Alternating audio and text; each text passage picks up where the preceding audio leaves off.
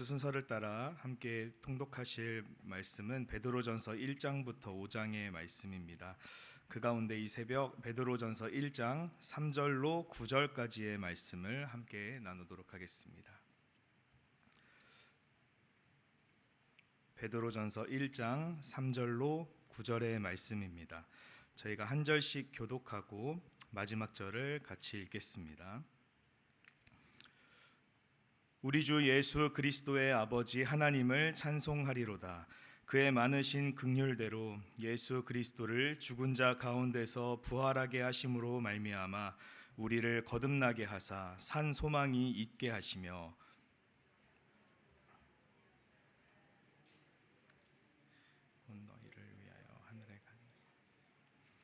너희는 말세에 나타내기로 예비하신 구원을 얻기 위하여 믿음으로 말미암아 하나님의 능력을 보호하심을 받았느니라.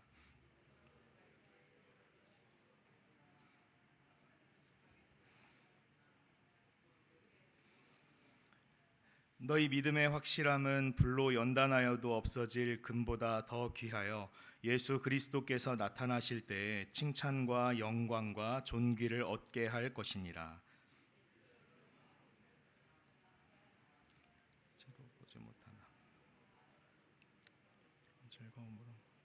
함께 읽겠습니다. 믿음의 결국 곧 영혼의 구원을 받음이라. 아멘.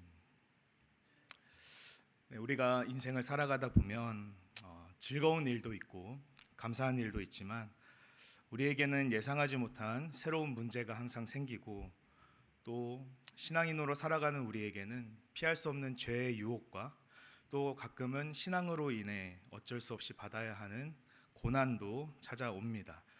그럼에도 불구하고 우리가 이 인생을 살아가면서 감사하고 또 주님의 은혜를 고백하는 이유는 우리에게 소망이 있기 때문이겠죠. 그리스도인들은 우리에게 찾아오는 이 인생의 여러 가지 문제들을 대할 때마다 어떤 소망을 가지고 살아갈 수 있을까요?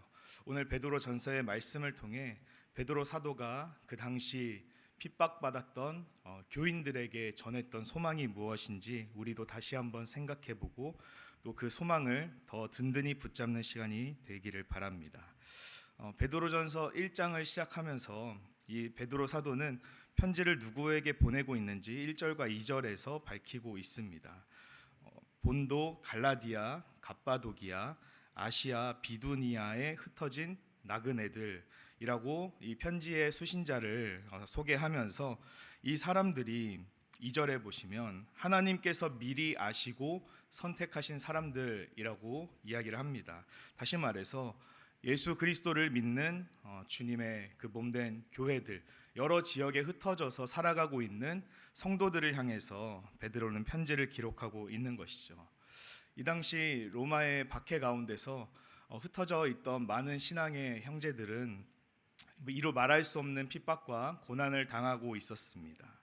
그래서 베드로는 이 1절과 2절을 통해서 편지를 받는 대상들에게 짧은 인사말을 남긴 뒤 믿음으로 인해 핍박을 받는 고난을 당하고 있는 교회를 향해 3절에서부터 하나님 아버지를 찬송하자고 말하고 있습니다. 고통 가운데에서 교회가 하나님을 찬송할 수 있는 이유가 무엇입니까? 3절에서 베드로가 이야기하듯이 하나님 아버지께서 예수 그리스도를 부활하게 하셔서 우리에게 산 소망을 주셨기 때문이다라고 말을 합니다. 우리가 다 알고 우리가 다 믿는 것처럼 예수 그리스도는 우리의 죄를 짊어지시고 우리를 대신해 십자가에 달려 돌아가셨습니다. 그리고 3일 만에 부활하셔서 모든 사람들에게 드러내셨습니다. 예수 그리스도의 부활은 은밀하게 이루어진 것이 아니었죠. 여자들과 제자들이 예수님의 무덤에 가서 천사들을 만났고 또 사도 바울은 고린도전서 15장에서 예수님께서 그 후에 수많은 제자들과 또 형제들에게 자신을 드러내셨다라고 이야기를 합니다. 500명이 넘는 사람들에게 그리고 바울 자신에게도 예수님께서 스스로를 나타내셨다라고 말씀을 하시죠.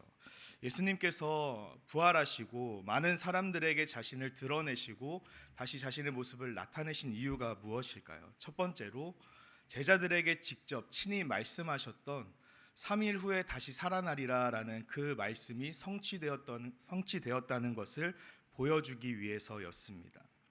그 누구도 극복한 적 없었던, 그 누구도 이길 수 없다고 생각했던 죽음의 문제를, 그 죽음까지 승리하신 예수 그리스도를 제자들이 직접 눈으로 보고, 또 어떤 제자들은 직접 예수님의 몸을 만진 후에 예수님을 믿게 된 것이죠. 예수님께서 하나님의 아들이라는 사실을 확신하며 하나님이라고 고백할 수밖에 없게 된 것입니다.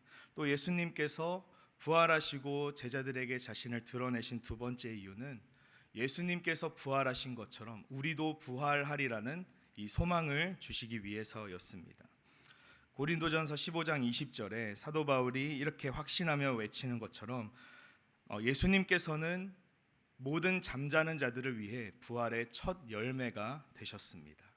나무에서 여러 가지 종류의 열매가 맺힐 수 없듯이 예수 그리스도라는 부활의 첫 열매가 맺힌 이후에 모든 사람들도 예수 그리스도와 같이 부활을 하게 될 것이라는 소망을 주신 것입니다.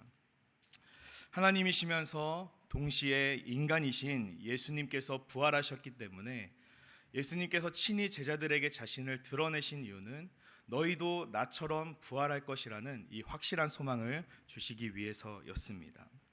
3절에서 베드로가 편지에서 기록한 것처럼 예수 그리스도께서 증명하시고 또 우리에게 보이신 부활은 우리에게 산 소망이 됩니다. 그런데 이 산 소망이라는 표현이 우리에게 익숙하지는 않은 표현인 것 같습니다. 살아있는 소망이라는 뜻인데, 그렇다면 그냥 소망과 살아있는 소망의 차이가 무엇일까요? 우리는 모두 다 나름대로 소망을 가지고 살아갑니다. 어떤 분들은 젊었을 때 자신의 건강을 의지하며 그 건강을 소망으로 삼기도 하고, 또 많은 재물을 소망으로 삼기도 합니다. 또 자녀들에게 소망을 두기도 하고, 각자가 목표하고 각자가 꿈꾸는 것들을 소망으로 삼기도 합니다. 하지만 우리가 이 땅에서 우리가 의지하고 또 소망하는 그 모든 것들은 단기적으로, 장기적으로 이 땅에서 누릴 수 있는 것들입니다. 그런데 그 소망을 우리가 누리고 만약에 어떤 목표를 세운 뒤에 그 목표를 내가 소망으로 삼고 그것을 내가 누리게 된다면 우리는 또다시 다른 꿈을 꾸고 다른 소망을 의지하게 될 수밖에 없습니다.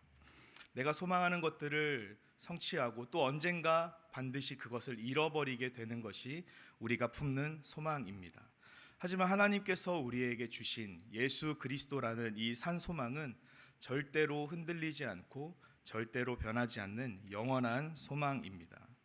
살아있는 소망은 누구에게도 빼앗기지 않는 소망이며 그 어떤 사람도 잃어버릴 수 없는 소망입니다. 신실하신 하나님의 계획과 그 하나님의 뜻 안에 있는 소망이기 때문입니다.